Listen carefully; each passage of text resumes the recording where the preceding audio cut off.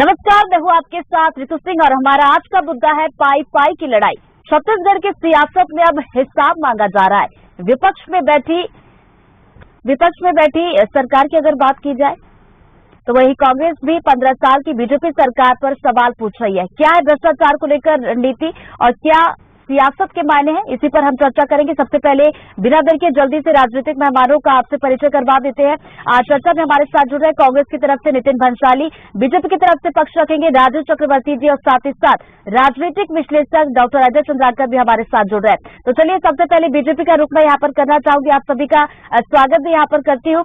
तो चलिए बीजेपी के पास चलते हैं। देखिए, कल तक हम देख रहे थे कि हिंदुत्व पर लड़ाई चल रही थी, उस पर सियासत देखने को मिल रही थी और आज भ्रष्टाचार का मुद्दा यहाँ पर उठा है। 85 का बयान आखिर बीजेपी को आज क्यों याद आया?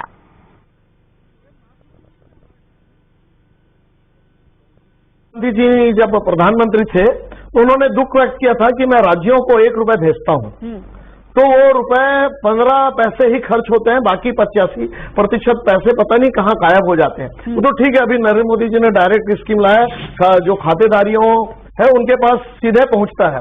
लेकिन कांग्रेस शासन ने राजीव जी के उस वाक्य को शिरोधार्य किया और चरितार्थ कर दिया। छोटे से बच्चे का जो भोजन होता है रेडी टू ईट, वहां से शुरू करते हैं। भ्रष्टाचार के बदबूदार मैला जो तालाब है वो वहां से शुरू होती है। ये पहली ऐसी सरकार है न भूतो न भविष्यति कि जो अपने राजस्व आना चाहिए था, जो हालांकि इन्होंने कहा था कि शराबबंदी करेंगे, शराबबंदी नहीं की, उस पर भी उन्होंने डकैती कर दी और 2000 करोड़ रुपए वो गायब हो गए। अब खोज रहे हैं कहां गए वो 2000 करोड़ रुपए। अगर आप देखेंगे 2 लाख जो लीटर शराब पिछले बार बेचे थे तो इस बार 10 लाख, यानी 5 गुना की वृद्धि हो गई अचानक। तो ये सारे तथ्य, जो खनिज का जो कोयले की रॉयल्टी होती है वो ऑनलाइन था, उसे ऑफलाइन कर दिया।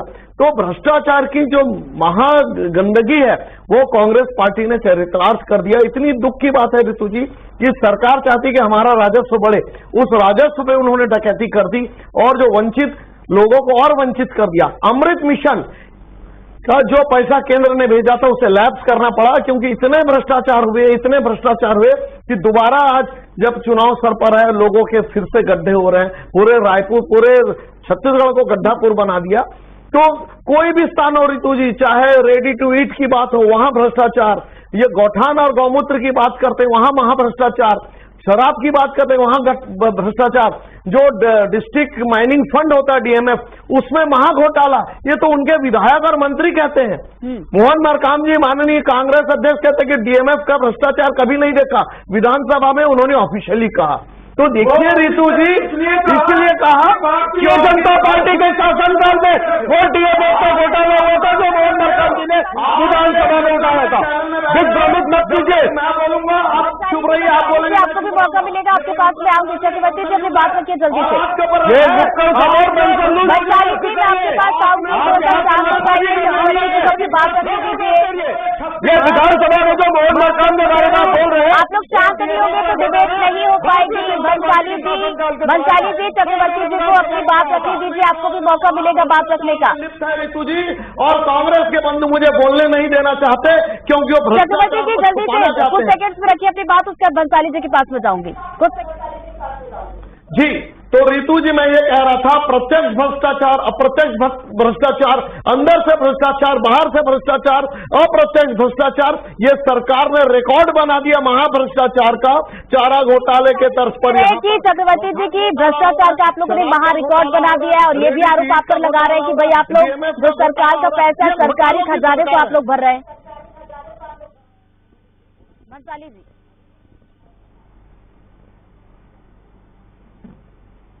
भंसाली जी क्या मुझे सुन पा रहे हैं? हाँ बोलिए।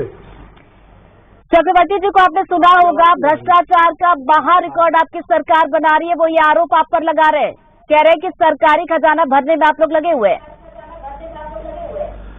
देखिए, हाल ही में कर्नाटक में बजरंग बली की गदा इनके 40% भ्रष्टाचार को पड़ी है और छत्तीसगढ़ में जो 15 साल इन्होंने शासन चलाया डॉक्टर रमन सिंह ने इनके रायगढ़ की कार्य समिति की बैठक में बोला था ऋतु, यहाँ के पूर्व मुख्यमंत्री डॉक्टर रमन सिंह ने कि 1 साल कमीशन लेना बंद कर दो, 15 से 20 साल हमारी सरकार आएगी। इतना बड़ा खुद स्वयं मुख्यमंत्री जी ने, पूर्व मुख्यमंत्री जी ने ये बात रायगढ़ में बोली थी।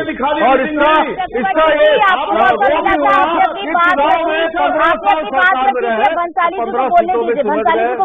उसके बाद दोबारा मैं आपके पास आऊंगी। हार गए तो 14 सीटों में। भंसाली जी रखिए। तो ये जो बात कर रहे थे, जहां से इन्होंने बात शुरू की, तो ये भ्रष्टाचार बस मैं इतना ही सुन रहा था। तो जिन लोगों का पूरा कैरियर ही भ्रष्टाचार में डूबा हो, जिन्होंने वो पूर्व मुख्यमंत्री डॉक्टर रमन सिंह का चश्मा, एक रमन का चश्मा निकला था, आपको मैं बता दूं 2018 के चुनाव में, उसमें वो रमन सिंह जो व्यक्ति पहनता था वही दिखता था। तो ये अभी रमन का चश्मा पहन के बातें कर रहे हैं। और डीएमएफ की जो बात हुई है ऋतु, डीएमएफ की जो बात हुई है, मैं आपको बताना चाहता हूँ, प्रदेश कांग्रेस कमेटी का आपको कमेंट मिलेंगे, लेकिन अगर इस तरीके से आप लोग करेंगे तो डिबेट नहीं हो पाएगी, फिर दोनों को ही बात रखने का मौका नहीं मिलेगा।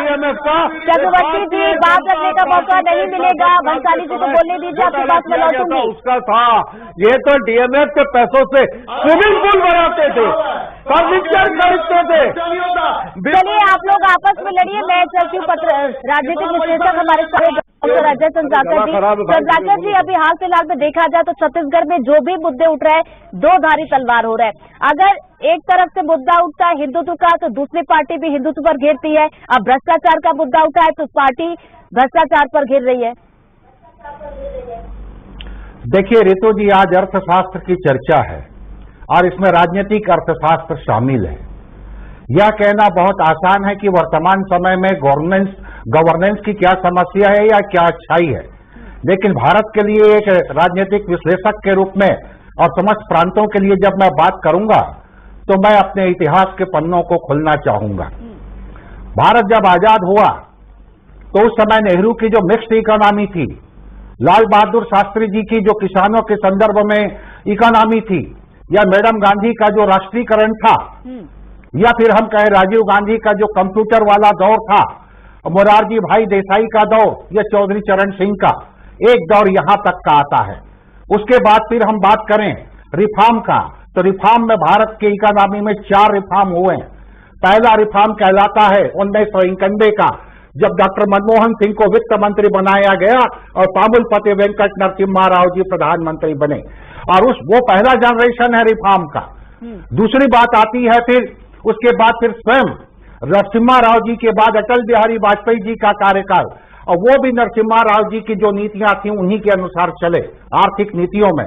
तीसरा जनरेशन आता है स्वयं डॉक्टर मनमोहन सिंह का, और चौथा जनरेशन वर्तमान समय में मोदी जी का। ये है भारत की वास्तविकता।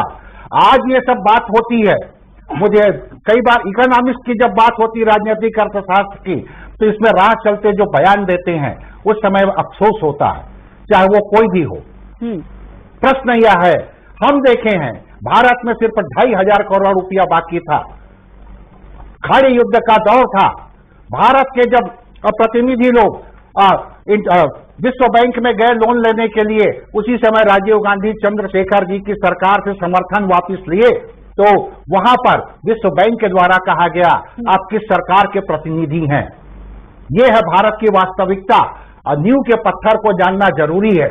मैं मानता हूं रिफॉर्म के इस दौर में सब प्रधानमंत्री त्रिमूर्ति भवन में आप जाइए, वहां पर एक देखिएगा समस्त प्रधानमंत्री भारत के हुए उनकी उपलब्धियों का जिक्र है, उसमें मोदी जी भी शामिल है। लेकिन मोदी जी के कार्यकाल की बात आती है तो मैं मानता हूं कि आप इतिहास बता रहे हैं वो समझ पा रही है, लेकिन हाल फिलहाल में देखिए चुनाव भी नजदीक है, गवर्नेंस की पब्लिक सर्विस डिलीवरी। पहले भी जिक्र किया कि एक पार्टी जिस मुद्दे को लेकर चल रही है, दूसरी पार्टी भी उसी पे घेर रही है। देखिए यहां पर बात आ रही, मोदी जी के कार्यकाल की बात करें, और ये जो सेंट्रल की जो पॉलिसी है पूरे इंडिया के लिए, और उसमें भाई जैसा कि राजीव जी बोले 45 करोड़ नए अकाउंट्स खोले गए, वो भारत के पूरे नागरिकों के लिए। या फिर डिजिटल पब्लिक इंफ्रास्ट्रक्चर, ये आज की देन है।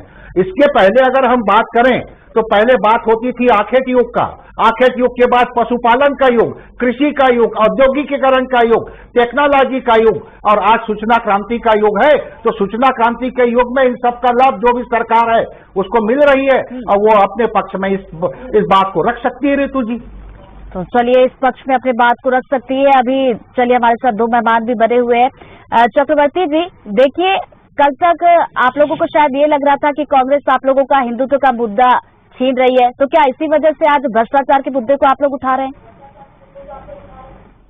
ऋतु जी, चाहे राम का मुद्दा हो, भ्रष्टाचार का मुद्दा हो, छत्तीसगढ़ की जनता ये जान चुकी है कि कांग्रेस पार्टी कोई मुद्दा नहीं है। ये आस्था का विषय, ये धर्म का विषय, देखिए हमारी संस्कृति का विषय, प्रभु श्री राम मुद्दा नहीं है। गलत बात मत करिए। कपिल सिब्बल किस पार्टी के थे? कपिल सिब्बल सांसद थे कांग्रेस के, उन्होंने सुप्रीम कोर्ट में हलफनामा दिया राम का कोई अस्तित्व नहीं है, राम सेतु नहीं है। अचानक भगवान राम के प्रति प्रेम क्यों भैया? संसद में जिक्र करो भाई। छत्तीसगढ़ में 15 साल सरकार रही है, कहाँ से आप? क्यों माता कौशल्या की चिट्ठी सुनी नहीं, मंदिर की चिट्ठी सुनी नहीं? प्रभु श्री राम हमारे छत्तीसगढ़ के भाग्य। वैशाली जी, आप शांत हो जाइए। पहले चक्रवर्ती जी को बात आपको भी जवाब देने का मौका मिलेगा। लोगों को, बच्चों को, आने वाली पीढ़ी को बताने का। अगर आप लोग ऐसे ही आपस में झगड़ते रहेंगे तो किसी को बात रखने का मौका नहीं मिलेगा, ना आप बात रख पाएंगे ना वो बात रख पाएंगे। भंसाली जी थोड़ा सा शांत हो जाइए, चक्रवर्ती जी को बात रखने दीजिए, उसके बाद मैं आपके पास लौटूंगी। चक्रवर्ती जी। ऋतु जी, जो दोनों तथ्य, आपका जो प्रश्न था कि मुद्दा क्या है, हाँ। तो मुद्दा आज दोनों है। एक तरफ पूरे छत्तीसगढ़ में धर्मांतरण की वेग चल रही है और सरकारी डंडे के बल पर, और उसका मुखौटा ओढ़ने के लिए कुछ भी आप कोई धार्मिक कार्यक्रम करेंगे, लेकिन मूल रूप से यहाँ की जनता जानती है ये सरकार सनातन विरोधी है, ये सरकार गजवा हिंद के प्रोपोगंडा करती है, ये सरकार भ्रष्टाचार में लिप्त है, और इस सरकार को भ्रष्टाचार में लिप्त होने के कारण क्या क्या उपाय करने पड़ रहे हैं? शराब घोटाला, गौठान घोटाला, रेडी टू ईट घोटाला, बच्चों को निवाला छीनने। चक्रवर्ती जी, भ्रष्टाचार को लेकर मैं बात कर रही हूँ। नहीं, भ्रष्टाचार बहुत बड़ा मुद्दा है। कांग्रेस सरकार ने 15 जो वर्षों तक जो हमारी सुगठित शासन व्यवस्था थी, जिसमें सड़कें बनती थी, महाविद्यालय बनते थे, मेडिकल कॉलेज बनते थे, इंजीनियरिंग कॉलेज बनते थे, इन्होंने पूरे विकास कार्य को रोक दिया। से बनते थे, एक डॉक्टर रमन सिंह के बच्चे से बनते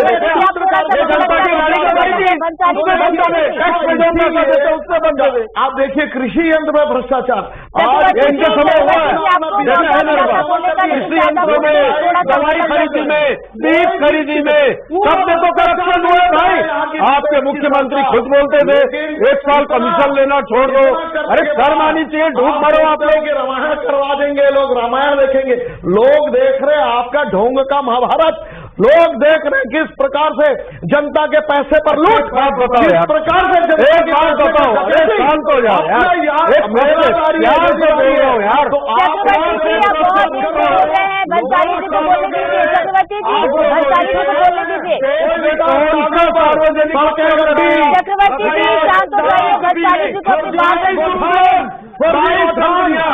सरकारी कंपनी थी उसको भेज दिया। और क्या, और देखिए काम किया इन्होंने। 20,000 करोड़ रुपया अदानी के कंपनी में अस्पताल का भ्रष्टाचार, गृह विभाग का खनिज का भ्रष्टाचार,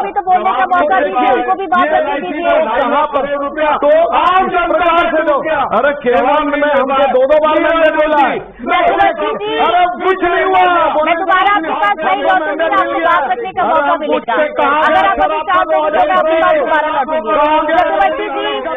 कुछ नहीं कर पाए।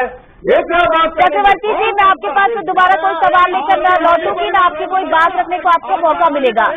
चक्रवर्ती जी, आप थोड़ा सा शांत होंगे तब तो भंसाली जी बोलेंगे कुछ सेकंड के लिए, तो कम से कम शांत होइए आप। और आपके मुख्यमंत्री जी भ्रष्टाचार का कुछ पैसा लेकर गांधी परिवार, भ्रष्टाचार पर आप बात कर रहे हैं, लेकिन आप ये भी तो देखिए 15 साल आपकी भी तो सरकार थी, भ्रष्टाचार पर आप पे भी आरोप लग रहे हैं, उसका भी तो आपको जवाब देना है ना चक्रवर्ती जी।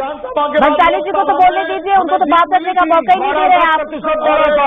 हमारी सीट की चक्रवर्ती जी, बाद नगरीय निकाय। मैं आपसे कोई सवाल नहीं लूंगी, अगर आप शांत नहीं होंगे तो आपको फिर कोई बात रखने का मौका नहीं मिलेगा। पूरी तरीके से पिटे हो भाई। अभी देख लीजिए चक्रवर्ती जी, कुछ सेकंड के लिए जरा आप शांत होंगे। और भाजपा की सरकार बनेगी। खुली आंखों से सपना देखो। अरे खनिज का भ्रष्टाचार तो रोक देते भाई, खनिज की रॉयल्टी भी आपने लिए, रॉयल्टी के पैसे दिलवा दो, 44 करोड़ रुपया लेना चाहिए, वो भी दिला दो भाई। चक्रवर्ती जी, भंसाली जी को बोलने तो दीजिए, उनको कुछ बात तो रखने दीजिए, आप खुद ही बोले पड़े। इन लोगों को चक्रवर्ती जी शांत हो जाइए, भंसाली जी को भी तो अपनी बात रखने दीजिए। भंसाली जी, क्या मुझे सुन पा रहे हैं? मैं ये पूछना चाहता हूँ ऋतु जी पूछे।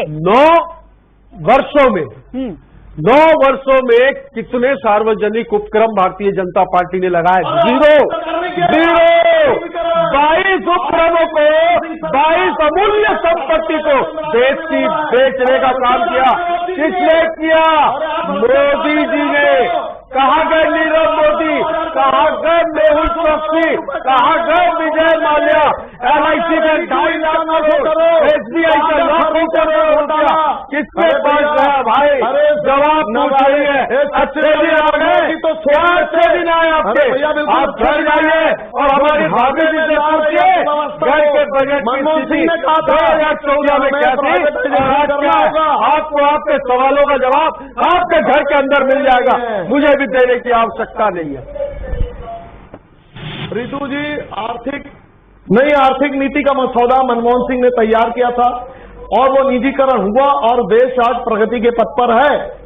और जहां तक छत्तीसगढ़ की बात है, चलिए आप लोग, मुझे लगता है आप लोगों की बहस में डिबेट खत्म हो जाएगी और जो चंद्राकर जी से मैं सवाल नहीं होगी। अब आप लोग अपने में बहस करते रहिए। चंद्राकर जी, देखिए मुद्दों की अगर बात की जाए, चुनाव अब नजदीक है, मुद्दे हर दिन बदल क्यों रहे? कर्नाटक चुनाव था तब तक हिंदू का मुद्दा चल रहा था और अब देखिए धीरे से ये शिफ्ट हो गया भ्रष्टाचार पर, और खासतौर पर बीजेपी की बात की जाए तो मुद्दों को लेकर कोई नैरेटिव सेट नहीं कर पा रही है। कभी कोई मुद्दा उठाती है, कभी कोई मुद्दा उठाती है।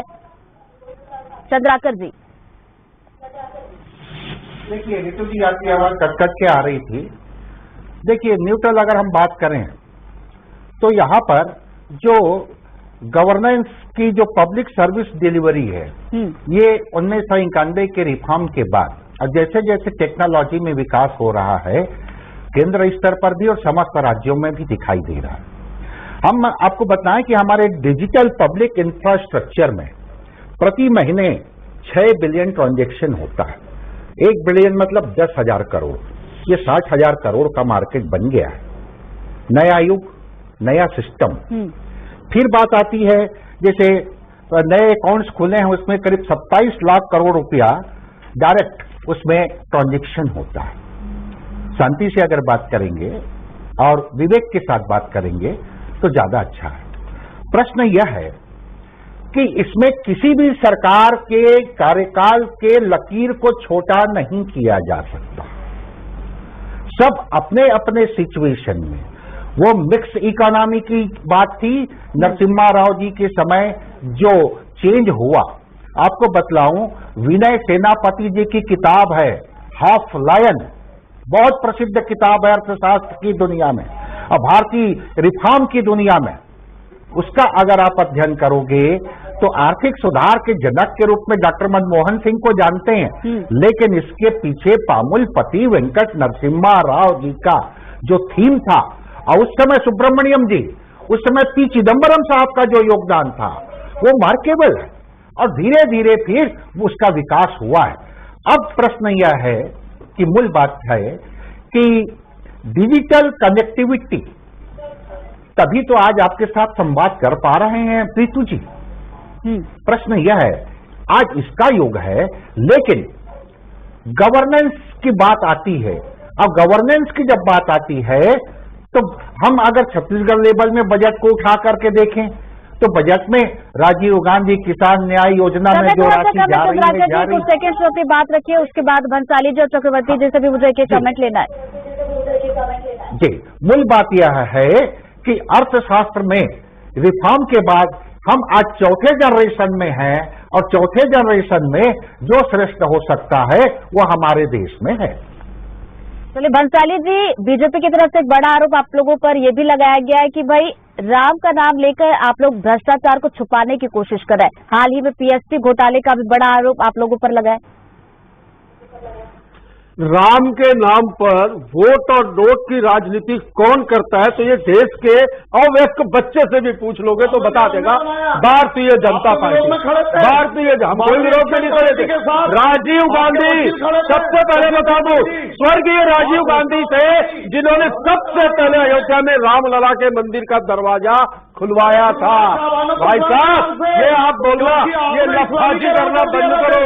आज राम जो है ना, ये तो आपने ब्रांड गिरा लिया, राम हमारे, राम आपके नहीं है, राम सभी के हैं, राम रोम में है, राम कर में है, राम हमारे दिल में, राम आपके दिल में, राम 125 करोड़ भारतीय जनता के दिल में है। ये राम के नाम पर चल करना, वोट लेना और नोट की राजनीति करना बंद करो। मैं तो चक्रवर्ती जी, जैसा कि आप लोगों ने देखिए आरोप लगाया कि भाई राम का सहारा लेके भ्रष्टाचार छुपाने की कोशिश की जा रही है, लेकिन आप लोगों पर भी तो आरोप लगते हैं कि 15 साल का जो लंबा कार्यकाल था उसमें भ्रष्टाचार की लंबी फहरिस्त है। इस पर आप क्या कहेंगे? कवर कर रहा है चक्रवर्ती जी, आपका खबरें है। क्या आपने मेरा सवाल सुना चक्रवर्ती जी? जैसा कि आप लोग कांग्रेस को कह रहे हैं कि भाई राम का नाम लेकर आप लोग भ्रष्टाचार को छुपाने की कोशिश कर रहे हैं, लेकिन आप लोगों पर भी आरोप लग रहा है कि 15 साल का आपका कार्यकाल था, भ्रष्टाचार की लंबी फहरिस्त। इस पर आप क्या जवाब देंगे? बिल्कुल नहीं रितु जी, हमारी सरकार बेदाग निकली है। हमें 3 जनादेश मिला था, जो 3 जनादेश, मोबाइल खरीदी में घोटाला, चावल घोटाला, धान घोटाला, ट्रक दुर्भाग्य में घोटाला, अवैध पेड़ कटाई किया। लेकिन बोलू भाई, 4.5 गर्भाशय कांड, मोतियाबिंद कांड, नसबंदी कांड, कितने कांडों का जिक्र करूं भाई। इन्होंने न छोटे बच्चों को छोड़ा, न युवतियों को छोड़ा, आंखें छोड़ दी, को छोड़ा, शिविर में अंधा कर दिया लोगों को, बहनों के गर्भाशय निकाल लिए, नसबंदी के नाम पर कई बहनों की, हमारे कई लोगों की मौतें हो गई, इनकी गलत टेंडर इलाज की वजह से, गलत दवाइयों की वजह से। दीजिए बात कुछ सेकंड से बचे, हमारे पास समय ज्यादा नहीं है। इस सरकार को भ्रष्टाचार से मुक्त करना चाहते हैं, तो इसीलिए ऋतु जी निश्चित रूप से ये कितनी भी रामायण मंडली कर ले, लेकिन इस भ्रष्टाचार की बदबू से बजरंग बली का गधा वहां पड़ चुका है, यहाँ पे लक्ष्मण का सरकार की विदाई तय हो चुकी है। जो इन्होंने भ्रष्टाचार का खेल खेला है, तो चलिए भ्रष्टाचार के खेल को लेकर बीजेपी की बात की जाए या फिर कांग्रेस की बात की जाए, दोनों भ्रष्टाचार के मुद्दे को उठा रहे हैं। अब देखने वाली बात होगी कि चुनाव के नजदीक आते आते भ्रष्टाचार के बाद क्या कोई नया मुद्दा आ जाएगा चुनाव को देखते हुए। फिलहाल आप सभी हमारे साथ जुड़े, आप सभी मेहमानों का हमारे साथ चर्चा में जुड़ने के लिए बहुत बहुत शुक्रिया। तो छत्तीसगढ़ आज का मुद्दा में इतना ही। देश दुनिया की तमाम बड़ी खबरें देखने के लिए आगे देखिए प्राइम टाइम।